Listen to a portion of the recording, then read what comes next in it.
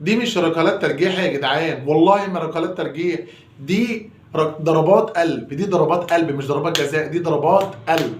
الاهلي يفوز على الزمالك بنتيجه 7-6. تخيل احنا شطنا كام كوره؟ 9 كور.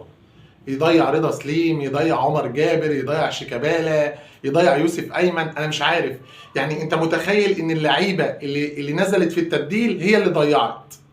اللعيبه اللي لسه نازله فريش هي اللي ضيعت، رضا سليم ويوسف ايمن. انا مش عارف في ايه يعني. المفروض انت لسه نازل فورمه. المهم ان احنا كسبنا، زي ما انت كسبتني يا غريمي انا كسبتك. انت كسبتني بضربات جزاء، انا كسبتك برضه بضربات جزاء.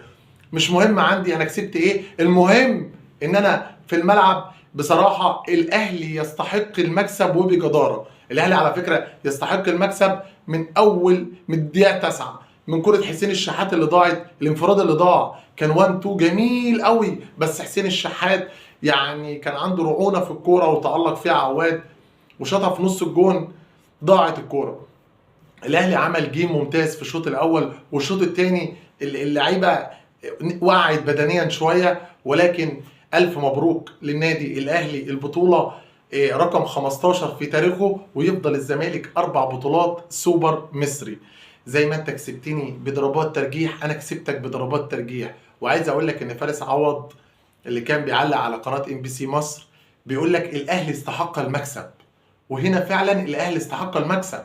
احنا مضيعين 4 أهداف في الشوط الاول جمله واحده. انت متخيل؟ انا النهارده كنت عايز الكوره الحاسمه مش يشوطها رضا سليم، انا كنت عايز يشوطها يحيى عطية الله، لان يحيى النهارده عمل مباراه عمره. رد على كل المشككين في مباراه السوبر الافريقي امام الزمالك. الغلطه اللي غلطها الوحيده في المباراه اللي سجل منها ناصر منسي هدف التعادل، واللي خلتنا رحنا لركلات الترجيح والزمالك كسب المباراه. النهارده يحيى عطية الله دفاع وهجوم، ضربات ثابته، بيلعب بيجيب كور في العارضه. شفت الكره اللي جت في السوكه؟ جت في ال8. ايه يا جدعان ده؟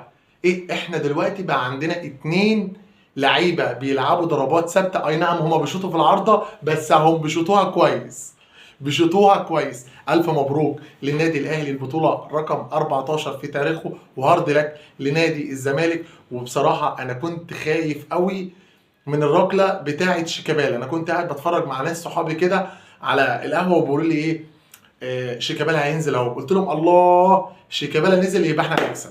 والله زي ما بقول لكم قلت شيكابالا نزل خلاص احنا هنكسب.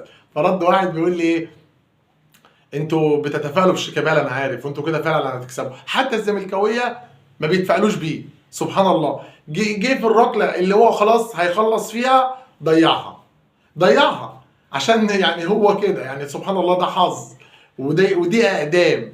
فالحمد لله ان الزمالك ما كسبناش بركله شيكابالا مخصوص، عشان بقى كان هيفضل يعمل لي كده بالكاس ماشي، ويتنطط لي كده ماشي، ويعمل الحركات بتاعته دي واللقطه. هو ما بيعملش غير اللقطه بس. 38 ولا 39 سنه عايش حياته كلها لقطات. يعني السوبر الافريقي حتى ما لعبش دقيقه، وزمايله هم اللي لعبوا وكسبوا، وهو نزل عمل لقطه. الف مبروك للنادي الاهلي، وهارد لك يا غريمي. وهات بس الناس اللي معاكوا وربنا يفك اسرهم ويجيبهم معاك وانت مروح. وما تنساش اللايك، ما تنساش انك تشجعني، ما تنساش انك تكتب كومنت كده تفرحني بيه، تقول لي الف مبروك والف مبروك لنا كلنا. والسلام عليكم ورحمة الله وبركاته.